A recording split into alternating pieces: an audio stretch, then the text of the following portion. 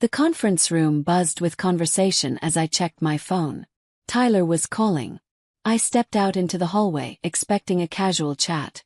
Maybe a "how's your trip?" or "when will you be back?" But instead, his voice came through cold and smug. "I'm divorcing you," he said, like it was some kind of victory. "I already sold the apartment, so you'll need to find a new place to live. Enjoy that." For a moment I couldn't breathe. The audacity. No apology, no guilt, just arrogance. My grip tightened on the phone as I processed what he said. "You sold the apartment?" I asked, keeping my tone calm. "Yeah," he chuckled. "Nicole and I need the money to start our life together. She deserves better than that small place anyway." Nicole. The name hit like a slap, even though I'd suspected for months. Late nights, surprise business trips, and the growing distance between us. It had all pointed to someone else. But hearing him say her name so casually, like I was the outsider, ignited something in me. "Sounds good," I said flatly. I refused to let him hear me break. "My name is Amelia." Until that phone call, I believed I was married to a man I could trust. Tyler and I had been together for 6 years. Things weren't perfect, but I thought we were a team. We bought that cozy 2-bedroom apartment together. It wasn't just a home. It was everything we'd built. Looking back, I ignored the warning signs. Tyler brushing off my concerns, being vague about money, flashing that confident smile to distract me. I thought he had it all under control. Now I saw it for what it was: manipulation. The rest of the day blurred by. I sat through client meetings, nodding like everything was fine. Tyler thought he'd won. Thought he could sell the apartment and walk away clean. But he'd overlooked one very important detail. The deed to the apartment had been in my name for months. After we refinanced, I had it transferred. Tyler agreed without reading the documents, just eager to get a better interest rate. He never asked questions. Never read the fine print. His carelessness was about to cost him. By the time I got back to my hotel that evening, the shock had worn off. I wasn't going to cry. I wasn't going to beg. If he wanted a fight, fine. I was ready. My first call was to Chloe, my lawyer and longtime friend. I explained everything in detail, voice steady despite the adrenaline still pumping through me. "He sold the apartment," she repeated, shocked. "He can't do that. You're the sole owner." "Apparently he doesn't know that," I said, allowing myself a small, satisfied smile. "He thinks the money's already his to spend on Nicole." Chloe laughed dryly. "Then he's in for a nasty surprise. That sale's invalid. And if he took any payment, he could be liable for fraud." The word fraud gave me a deep, satisfying chill. "So what do we do next?" "First, we notify the buyer that the sale's not legal," Chloe said. "Then we'll send Tyler a formal letter explaining the consequences. If he keeps pushing, we'll take him to court." As I hung up, I felt something I hadn't in a long time: peace. Tyler thought he'd blindsided me. But he had no idea what he'd stepped into. For the rest of the trip, I threw myself into work. I boxed up the pain and focused on what I could control. Yes, I was hurt, but I wasn't broken. I was preparing. When I boarded the plane home, I was ready. Ready to stand my ground. Ready to take back control. This wasn't just about getting even. It was about reclaiming my life. As the plane touched down, I called Chloe. "I'm back," I said, dragging my suitcase off the carousel. "What's next?" "We've already contacted the buyer," she replied. They were furious and agreed to cooperate. As for Tyler, I sent the formal notice to his email this morning. He hasn't responded yet, but he will. Smiled. Let him stew. When I got home, the apartment felt strange. His coat was still on the chair. His shoes were by the door. But the space felt hollow, like something had shifted. And it had. Later that evening, Tyler burst in, red-faced and furious, holding his phone. "What the hell is this?" he shouted, waving the letter Chloe sent. "You're saying I can't sell the apartment? It's half mine." "No," I said calmly, arms crossed. "It's not. The deed's been in my name for months. You signed off on it after the refinance, remember? Or did you just skim the paperwork like always? He froze, rage mixing with confusion. You're lying. I reached into the folder I'd prepared and pulled out the deed. Here. See for yourself. His eyes darted across the page, and his face twisted into something bitter. You think you're so smart, he sneered. This doesn't change anything. I already made a deal. You're going to look like a fool when this all falls apart. I stared at him, unwavering. No, Tyler. You're the one who's about to fall. One who's about to all fall.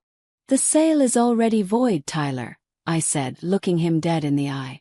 The buyer knows it, and they're ready to take legal action if you don't return the money. I stepped closer and lowered my voice. And if you've spent even a single cent of that deposit, you're in even deeper trouble.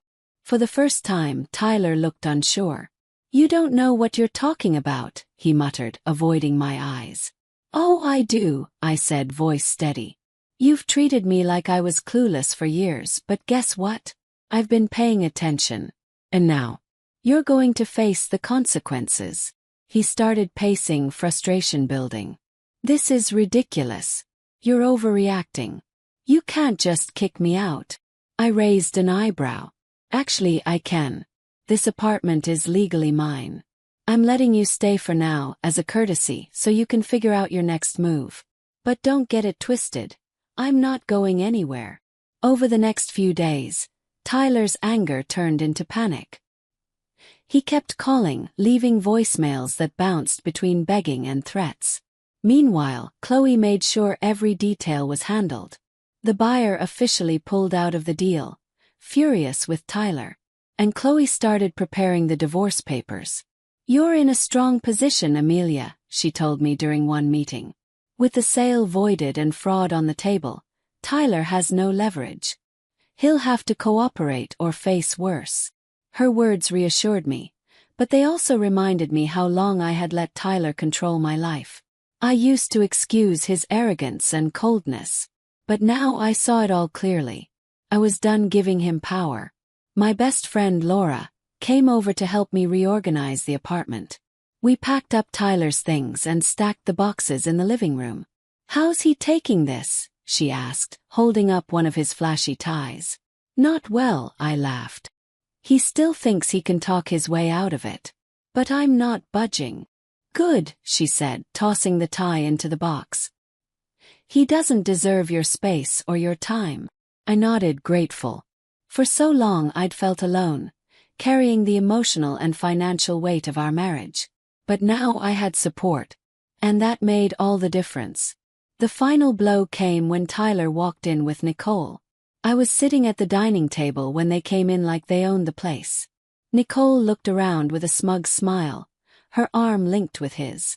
So this is where we're staying, she said, full of attitude. I stood, heart racing but firm. No, I said. This is where Tyler was staying. You're not staying here at all. Her smile dropped. Tyler looked stunned. What is this? He asked. This, I said, motioning to the apartment, is my home. Not yours. Not hers. And definitely not some hotel for you to play house in after everything you did. Nicole's face turned cold, but she didn't say anything. Tyler's voice rose in anger. You can't do this. I didn't flinch. What's unreasonable, Tyler, is thinking you could sell my home, keep the money, and expect me to just accept it. You're lucky I haven't pressed charges yet. He stood in the doorway, red-faced. Nicole folded her arms, clearly uncomfortable. You're being ridiculous, Amelia, he said, desperate now. You can't just throw me out. I stepped forward, calm. This apartment has been in my name for months. You signed the paperwork without even reading it, just like always. So no, it's not your home anymore. Nicole's eyes narrowed. Wait, what is she talking about? You said this was your place.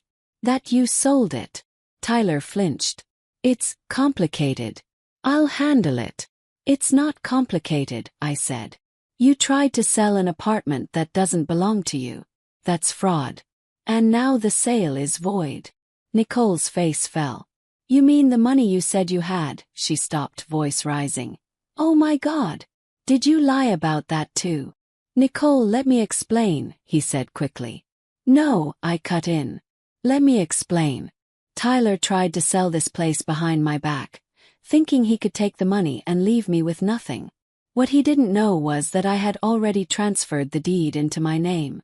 So not only did the sale fail, he committed fraud. Nicole stepped back, shocked. Fraud? She whispered. Yes. And I will press charges if he doesn't get out by the end of the day. Tyler finally broke. You can't do this, Amelia, he pleaded. We've been together 6 years. You can't just throw me out.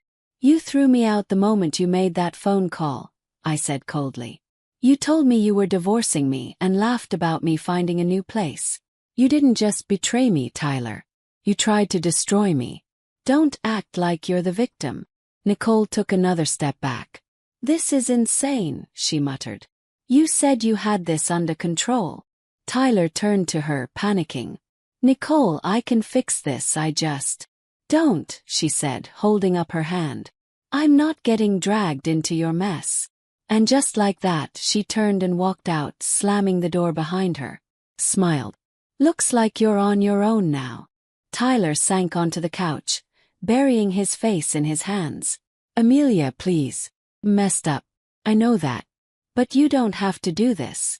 You're right, I said, picking up a folder from the kitchen counter and placing it on the coffee table in front of him. I don't have to do this, but I am. These are the divorce papers. My lawyer already prepared them. I suggest you sign them quickly. The sooner you do, the sooner we can move on. He stared at the folder, his face pale. Do you really hate me that much? Hate you? I let out a dry laugh. No, Tyler. I don't hate you. Feel sorry for you. You had everything, someone who loved you, a home we built together. And you threw it all away because of your ego. I stood up, my heart pounding, but I was calm. I want you out by the end of the day. Take your stuff and figure out where you're going. This is the last time I'll be kind to you. He looked like he wanted to argue, but then his shoulders sank. Fine, he muttered. I'll go. Good, I said, walking to the door. And don't try anything else. Chloe's handling everything now. If you cross the line again, I'll let the courts deal with you. He grabbed his coat and walked out without looking at me. His footsteps were heavy. For a second I felt a little sad. Not for him, but for the life I thought we'd have.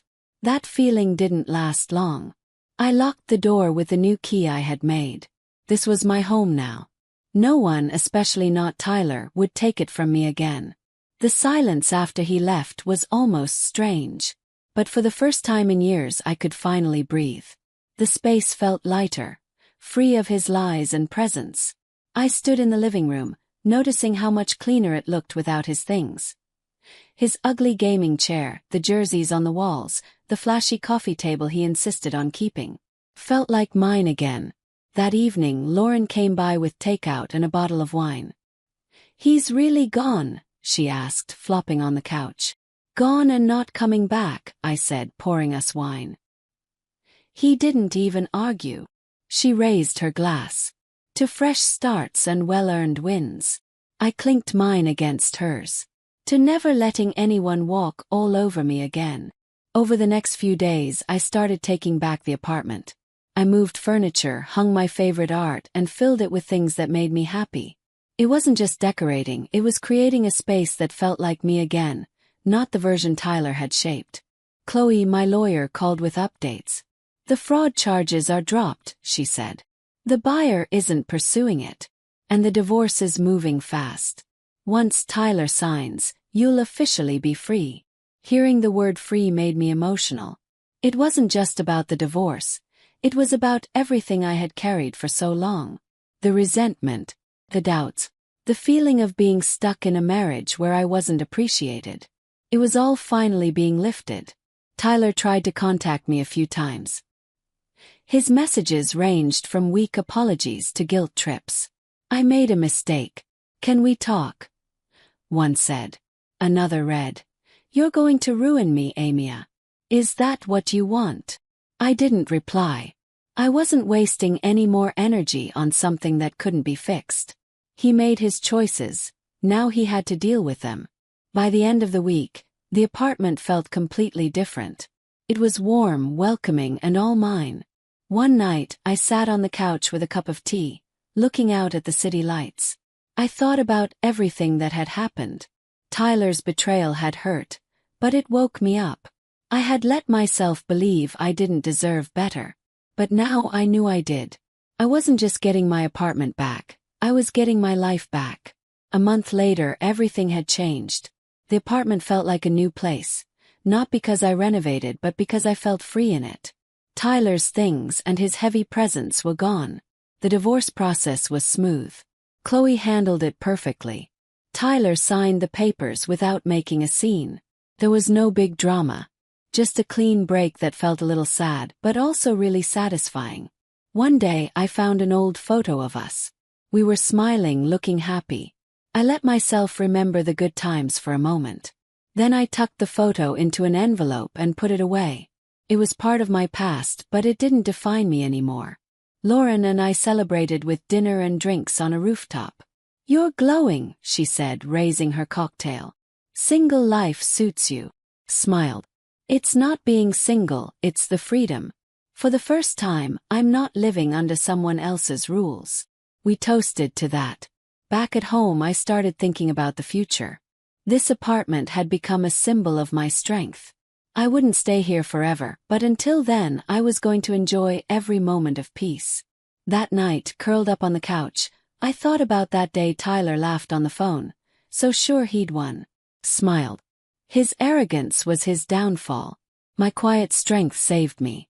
This wasn't just the end of a marriage. It was the start of something new. A life where I made the rules. A life where I chose happiness.